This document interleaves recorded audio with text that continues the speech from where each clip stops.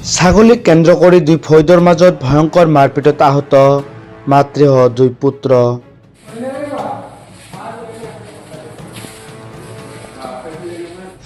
এজনৰ ছাগলী আনজনৰ ঘৰত যোৱাক লৈ গোলাগোলকৈ মাৰিলে তিনিজনকৈ লোকক। এই মুহূৰ্তত এনআইটি অসমৰ দৰ্শকক দিবলৈ লৈছো এক গুৰুত্বপূৰ্ণ খবৰ। ছাগলীক কেন্দ্ৰ কৰি দুই ফৈদৰ মাজত ভয়ংকৰ মাৰপিটত আহত মাতৃসহ দুই পুত্ৰ। এজনৰ ছাগলী আনজনৰ ঘৰত যোৱাক লৈ গোলাগোলকৈ মাৰিলে তিনিজনকৈ লোকক। চেঙা সমষ্টিৰ আলুপতি আৰক্ষী থানাৰ অন্তৰ্গত চুখাৰ জৰত দুই ফৈদৰ মাজত ভয়াৱহ মাৰপিট ঘটনা সংঘটিত হয়। উক্ত ঘটনাত ছবিৰৰ নেচা ও অচিৰণ নেচাৰ মাজত হয় মাৰপিটৰ ঘটনা। উক্ত মাৰপিট ঘটনাত পুৰুষ মহিলাসহ তিনিজনকৈ লোক আহত হয়। ক্ৰমে ছবিৰৰ নেচা, ৰবিউল হক, ৰুহুল আমিন। ছবিৰৰ নেচা পৰিয়ালৰ লোকে কোৱা অনুযায়ী ক্ৰমে চৰ্বত আলী, অচিৰণ নেচা, চাৰবানু এই তিনিও আক্ৰমণ কৰে উক্ত পৰিয়ালটোক। ছবিৰৰ নেচাৰ পৰিয়ালৰ ছাগলী চাৰবানুৰ ঘৰত যোৱাৰ বাবে এই ভয়াৱহ মাৰপিট ঘটনা সংঘটিত হয়। উক্ত ঘটনাক কেন্দ্ৰ কৰি অঞ্চলটোত এক শোকাকুল পৰিৱেশৰ সৃষ্টি হয়।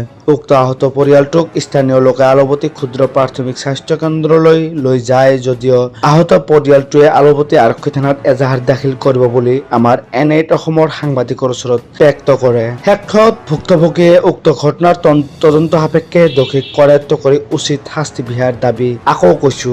এনআইটি অসমৰ এক গুৰুত্বপূৰ্ণ খবৰ। ছাগলীক কেন্দ্ৰ কৰি দুই ফৈদৰ মাজত ভয়ংকৰ মাৰপিটত আহত মাতৃসহ দুই পুত্ৰ।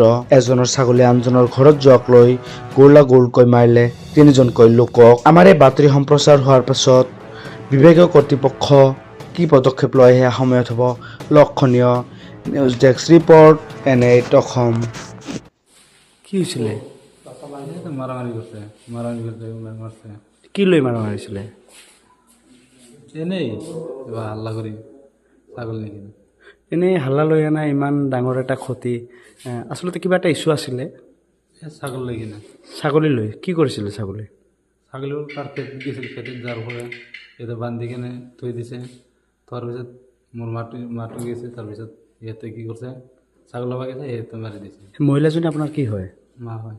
মা হয় মানে ছাগলী ল'বলৈ যোৱাৰ কাৰণে মাৰিছে? মই গৈছোঁ, মোক মাৰিছে। কোনে মাৰিলে? চৰফত, চাৰবানু, অচিৰণ এইবিলাক। মানে চৰ্বতৰ পৰিয়ালে? তেওঁলোকৰ ঘৰ ক'ত? চুকাৰদাৰ। আপোনালোকৰ? চুকাৰদাৰে। ইয়াত অকল ছাগলী লৈ নে আৰু অইন কিবা? ইয়াত ছাগলী লৈ অকল ছাগলী লৈ এফআইআৰ কৰিছে থানাত? কেছ কৰিছে? কেছ কৰা নাই। কেছ কৰা নাই? আৰক্ষী আহিছে লগত, দেখিলোঁ আপোনালোকক লৈ আহিছে। মামা আহিছে। কেইটা বজাৰ এই ঘটনাটো? এই 6টা মান বজাত। মুঠতে আপোনালোকে কেইজন গুৰুতৰভাৱে আহত হৈছে? তিনিজন। আপুনি, আপোনাৰ মাতৃ আৰু এজন কোন? আৰু এজন কোনে? আমাৰ ভাই। তেখেত আহিছে নেকি? নাই। নিশা আপোনালোকৰ হস্পিটেলত আচলতে কি হৈছিল? ঘটনাটো মানে সন্ধিয়া মোক ফোন মাৰিলে মোৰ ঘৰৰ পৰা। ফোন মাৰাৰ পিছত মোক মাতিলে যে ঘৰত আহ। মই ঘৰত গ'লোঁ। যাৰ পিছত মানে যাই মানে চালোঁ, মানে মোৰ ভণ্টিক মানে মাৰপিট কৰিছে।